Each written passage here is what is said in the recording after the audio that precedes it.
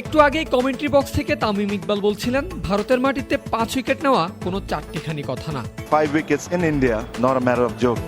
আর সেটাই করে দেখিয়েছেন হাসান মাহমুদ।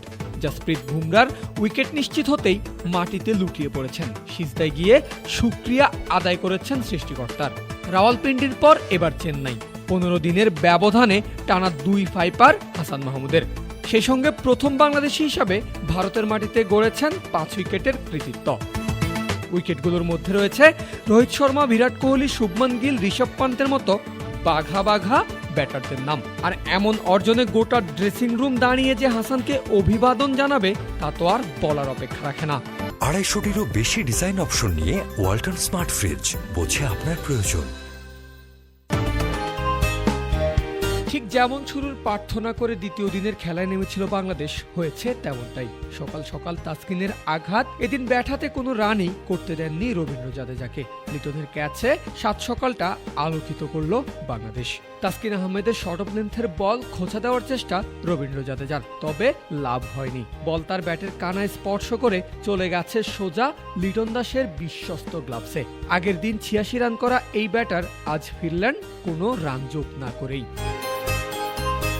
চেন্নাই টেস্টের দ্বিতীয় দিনের তৃতীয় ওভারেই সাফল্য পেল বাংলাদেশ। তাসকিন পেলেন নিজের প্রথম উইকেটের দেখা, 343 রানে 7 নম্বর উইকেট হারালো ভারত। ভারতের 8 নম্বর উইকেটের জন্য খুব বেশি সময় দেরি করা লাগতো না টাইগারদের। তাসকিন পেতেন তার দ্বিতীয় শিকার, তবে স্কোয়ার লেগে থাকা ফিল্ডার সাকিব আল হাসান সহজ একটা ক্যাচ মিস করে বসেন। দুর্ভাগ্য তাসকিনের, দুর্ভাগ্য বাংলাদেশের। আর সহজ ক্যাচ মিসের আক্ষেপে পুড়তে দেখা গেছে সাকিবকেও।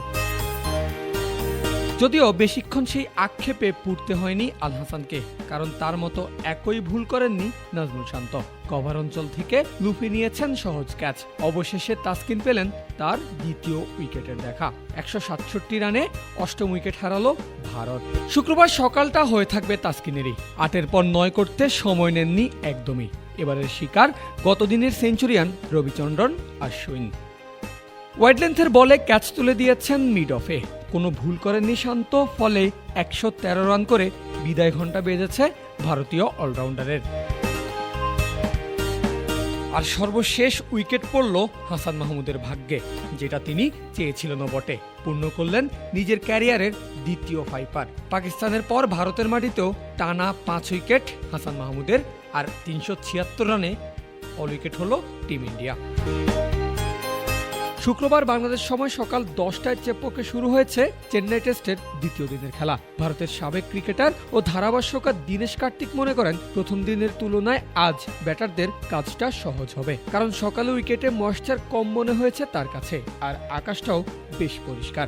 যদিও কার্তিক আরও একটা বিষয় দাবি করেছিলেন, সেটা হলো উইকেট খুব দ্রুতই ভাঙবে না। তবে সেটা যে ভুল প্রমাণ করেছেন তাসকিন, তা তো আর বলার অপেক্ষা রাখে না। পারভেজ আল হাসান, ক্রিক ফ্রেন্জি।